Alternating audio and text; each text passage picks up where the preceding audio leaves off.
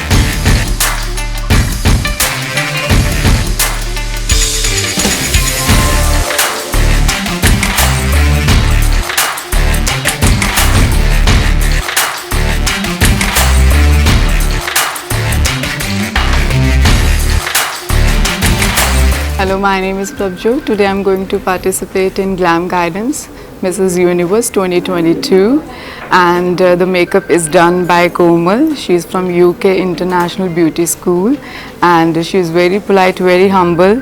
The way she has done the makeup, it gave me a really good confidence, and the makeup is done really well and very natural. It is not over at all. Komal, thank you so much. Hi everybody, I'm Kavisha Verma, the finalist of Glam Guidance Miss India Universe 2022. My makeup was done by Nancy and my hair was done by Sumit.